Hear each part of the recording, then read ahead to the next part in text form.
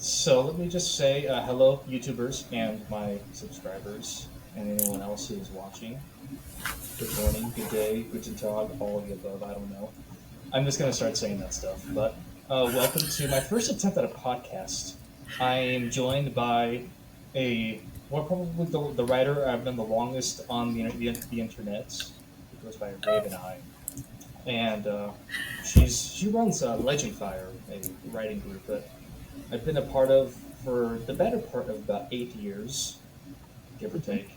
But I wanted to just try this out, come up with answers to interesting questions I think are fascinating. Hopefully, you both find them fascinating for you people who want to watch this. Might learn from you people. Just condescending when they say that. But I should also mention myself. I'm Matthew again.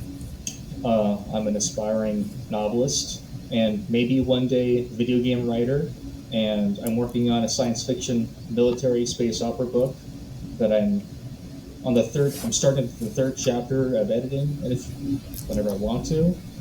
And I have a couple little indie game attempts on the internet, but that's all. Anyways, let's jump into this and see where we go. Okay.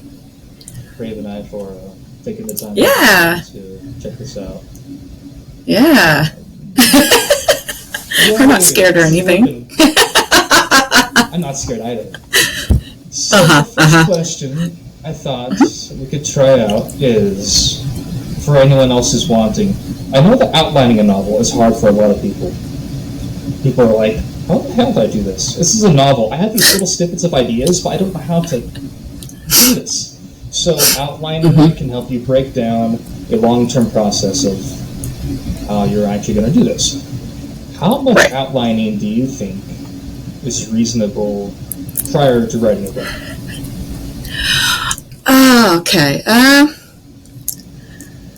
On the pantser or plotter scale, I lean toward the pantsing. So the only time that I fully outlined a novel, I decided it was an absolute mistake, because by the time I was done with the outline, I felt like, well, now I've written it, let's move on, because now I'm bored. And so, so I think for a person who leans toward the pantsing side of things, the critical part of knowing the plot is knowing something about the end and making notes toward the end goal, so that when you start brainstorming, you have some idea about where you're going and then what elements are necessary to reach that goal, even if the goal changes somewhere in the writing process. But I think the most outlining I have been doing recently is simply to write, to number my chapters and to write the goal of that chapter, and that's it. That's it. Nothing. And then no. Depth? No. Now that said, I will write pages and pages of character sketching and world sketching to go into those ideas. So something stirring, but I try to keep as much bottled up in my head as possible so that the passion remains. To write it down for the first time is the goal, so that the interest remains fresh, I think. So you don't lose interest. Right. If you've over-planned it. Yes, and that leaves rooms for, surprises to come up, which is part of the adventure of the whole process in the first place, for sure. Those are some things I've never even thought about. I'm nowhere near as experienced writing books as you are. You've written like 7, something like that, 5 or 6. I have 1, and I'm still working on it. Yeah, right.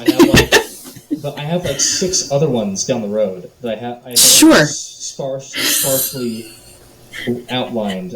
Right. Look at those one day. But for other people, It's interesting. I never thought about that. I wonder if Uh-huh. people who are watching this will think, "Oh, that's not something I ever considered doing." You Okay. know, Right. instead of So, having to outline every single little bit oh down to God, the no. most minute detail, Oh God, no. it's a lot of work. I Yes. want to just keep it simple. Like, keep it simple, stupid. Simple, stupid. Keep it Simple, simple. stupid. To leave the door open for whatever may come. So, it's having it be flexible. Is Yes. what the idea is. Like, you want to have some things each chapter goal, or else you don't know Right. what you're doing. Sure. Like, when I wrote my science fiction novel, Mm-hmm. I don't know how much of that I did the first time around. I Right. had ideas of where I thought each bit could go, Mm-hmm. and I tried to not take a lot of diversions.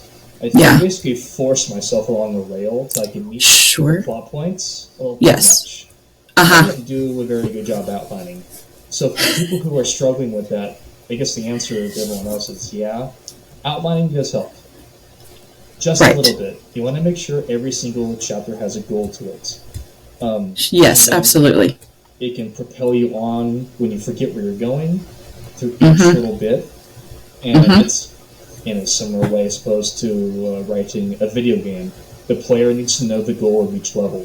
And within that level, Yes. there's like multiple sub goals that you have to get to finish that chapter or that level. But again, Yeah, that makes books sense. and games are also different beasts. I bet. With book writing, the idea is to keep it out. It depends on how much you want, really, but to keep it simple. Yes. Each chapter gets a goal, Yes. and then within that, you have to see where the characters in your head will go to. But you're also the Yeah. writer; they're not in control of you. You get to also. Everyone thinks that way. One hopes. You want to make sure that it's outlined that you can propel it yourself, but sometimes Mhm. diversions do happen, and that's Yes. okay.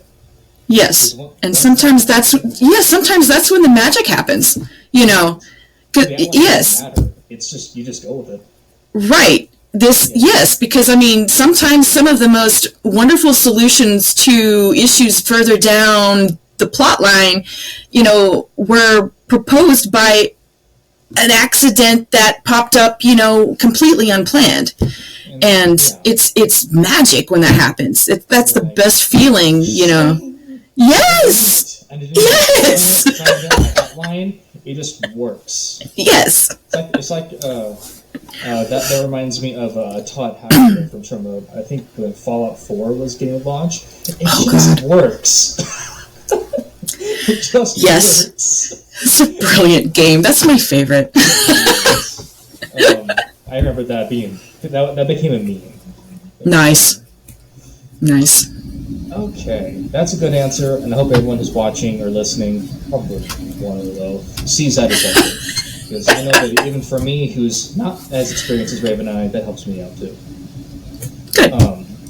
Number 2.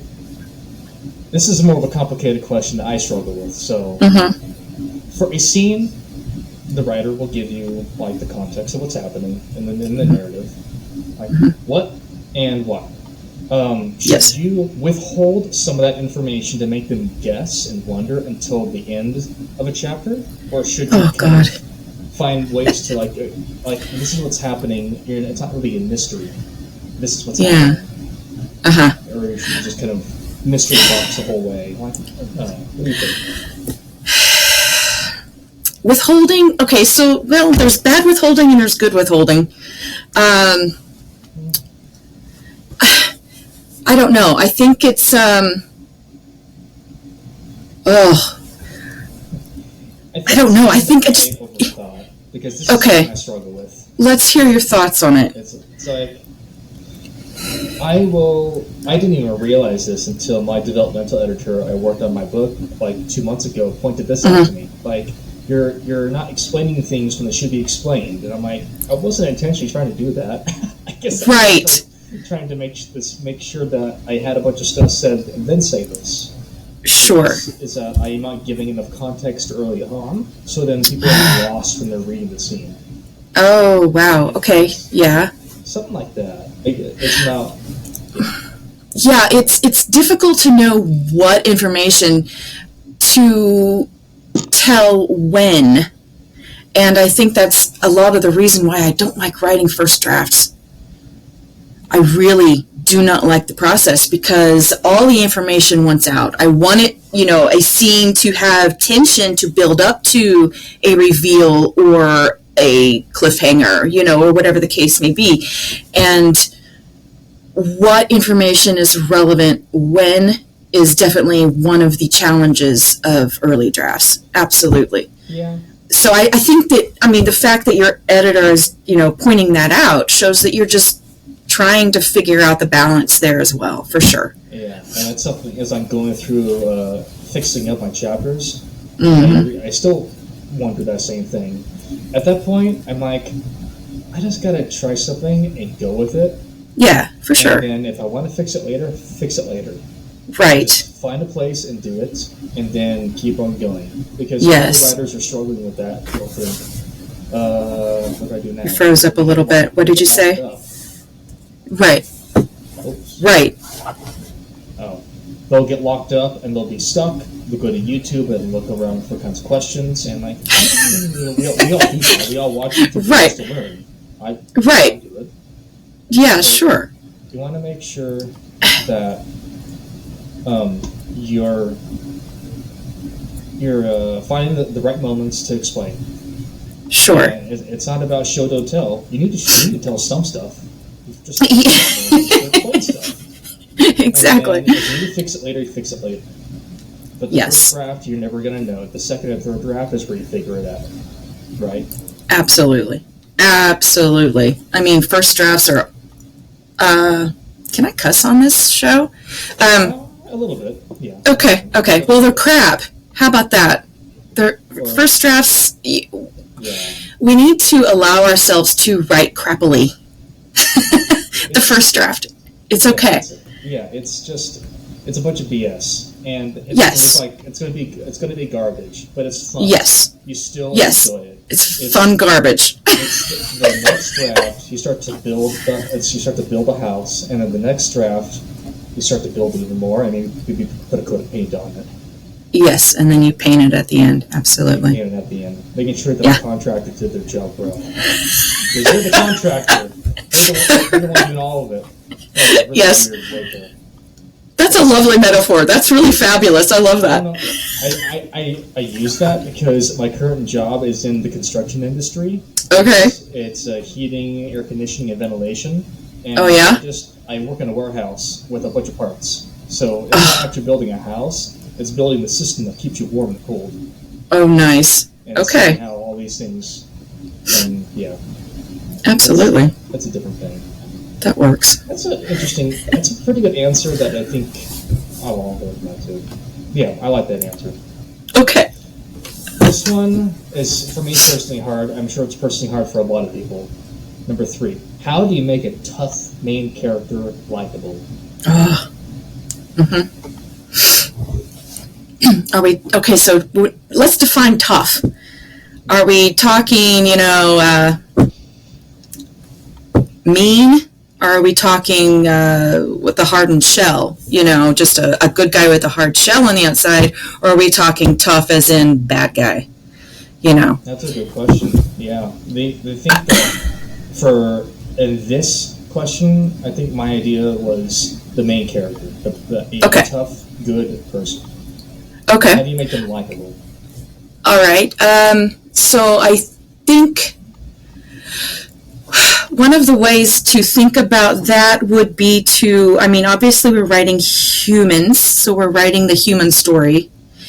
And if we look at a tough hero,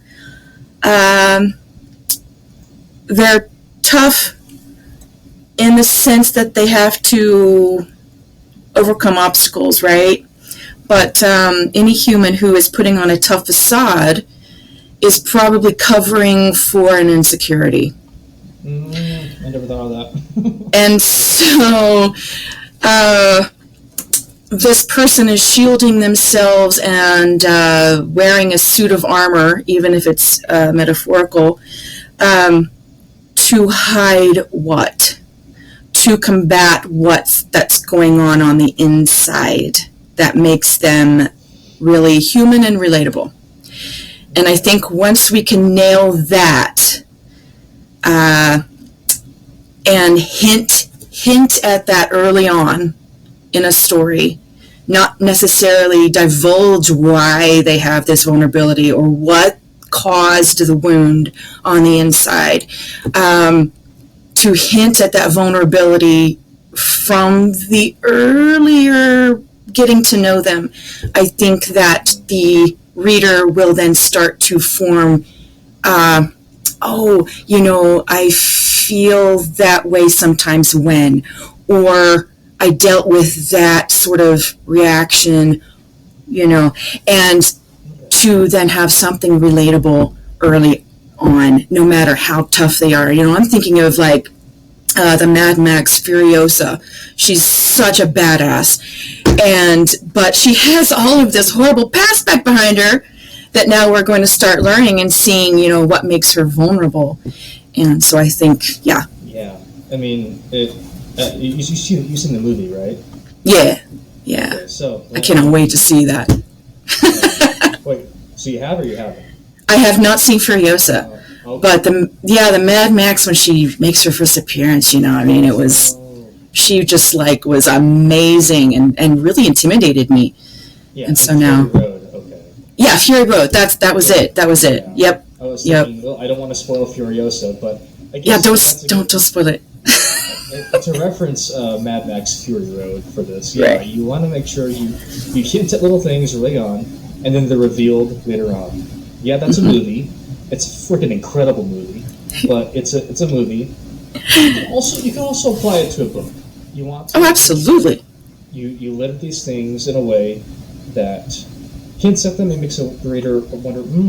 I wonder why he or she thinks this way, and it's just a hint, because eventually it'll be more and more explained. Personally, I have no clue how to do that with my book, because I instinctively want to say, this is why she feels this way, this is why Alexis feels this way, and this is how she's going to go about accomplishing it. It's a very literal thing, and I'm like, well, maybe that's right for that character, though. I mean, it could be right.